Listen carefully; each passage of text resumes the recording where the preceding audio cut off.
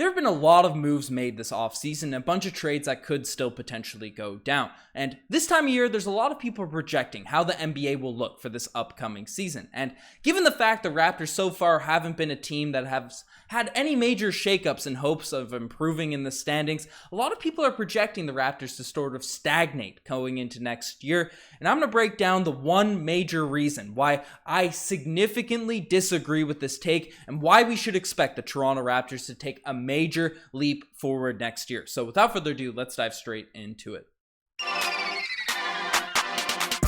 Hello everybody, Ben Rogers here, the Raptors Digest, breaking down the latest Toronto Raptors news, and today I'm breaking down the one major reason. The major reason that Raptors fans should expect this team to take a major step forward next year. And as said in the intro, a lot of people are projecting, including Vegas, reporters, pundits, even fans, that the Toronto Raptors will not only, stay at the middle of the pack in the Eastern Conference, but potentially slip down, given the fact, the Atlanta Hawks just acquired DeJounte Murray, and that could add a few games to their sort of win total. The Nets, they were the 7th seed last year, but they dealt with injuries, and Ben Simmons is coming back, the young socialite, and people don't think, there's going to be any drama if KD ends up returning to their squad, even though I think we're going to hear a lot more KD noise as we inch closer and closer to training camp at the season, but I've made that take clear over the course of the summer. And then there's the other teams, like the Knicks, if they acquire Donovan Mitchell, or could the Wizards actually have a shakeup with Beal back, Porzingis there,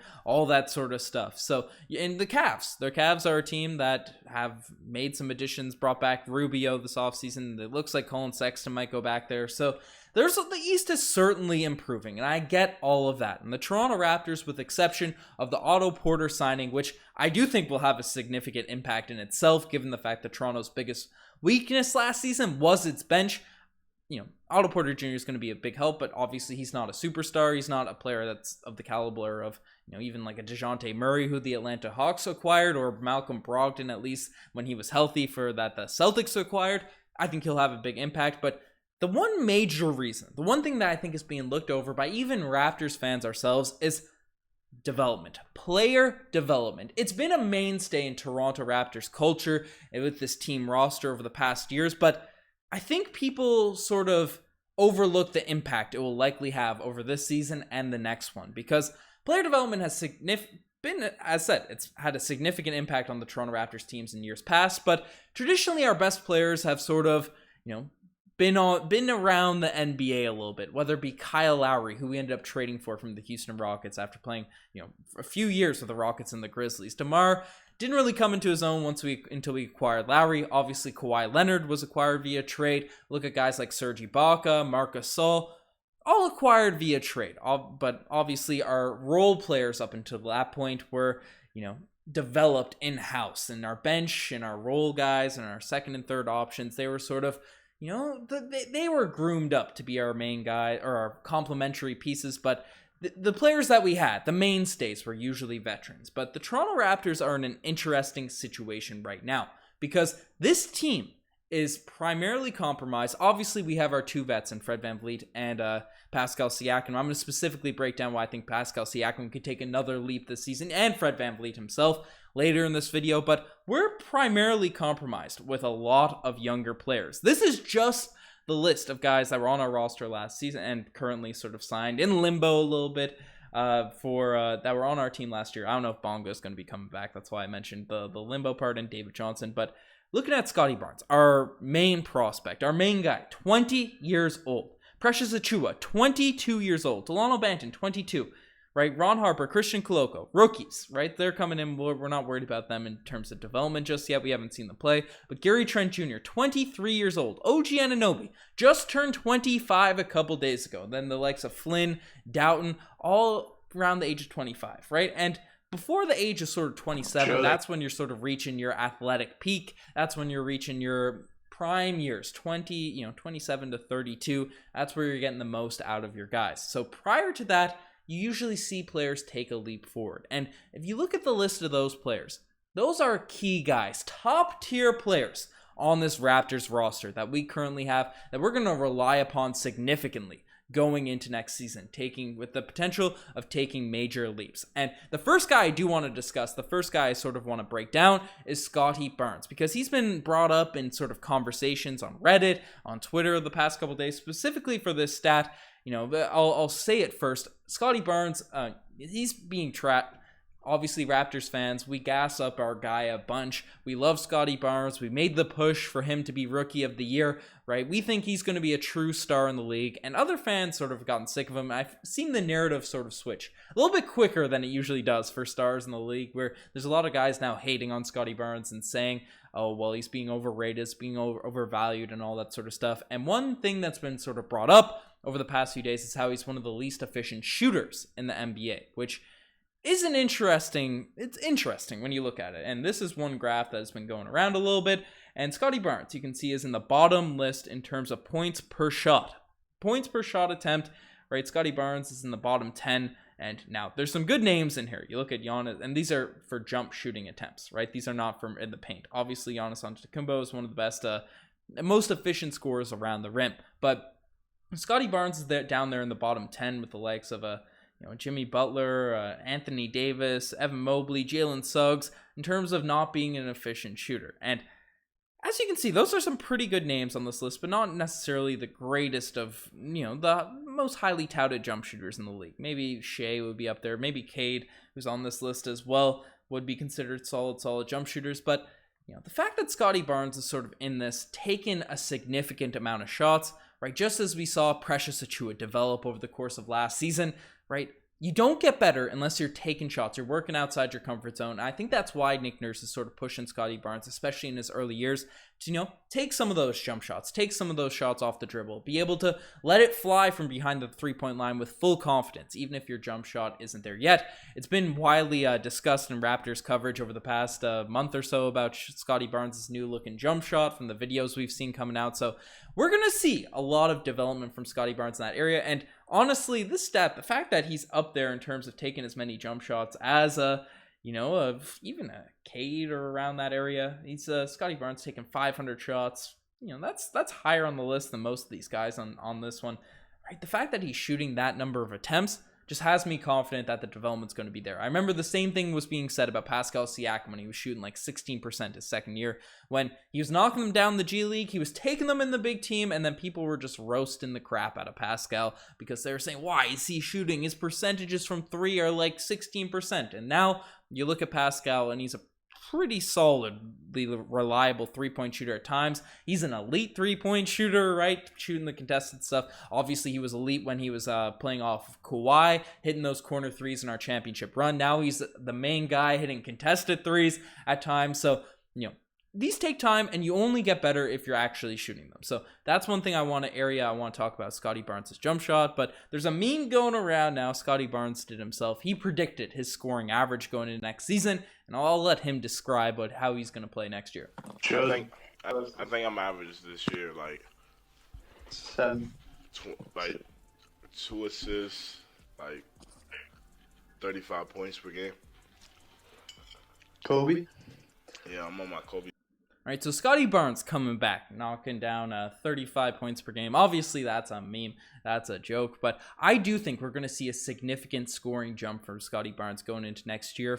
As I mentioned, the jump shot is going to continue to improve. Rookies that attack the rim, that are traditionally slashers, usually see in their first 1, 2 years, 3 years of growth that the scoring average can significantly increase. And while obviously it's a joke that he's going to score 35, right? He's memeing there on the live stream. I do think he will come in with a more scoring attitude next year, give him more options. He was the 5th option on the Toronto Raptors team last season, right? I think Nick Nurse is going to run a lot more of the offense through Scotty Barnes. Even Fred VanVleet discussed last year in his end of season presser, he's willing to take a step back if it means, the Raptors are going to have a better chance of winning. And obviously Scotty Barnes with his star potential, there's a lot of potential for winning if we give the ball to Scotty Barnes, put it in his hands more often. So I think there's going to be a massive leap potentially taken there from Scotty Barnes, especially on the offensive end.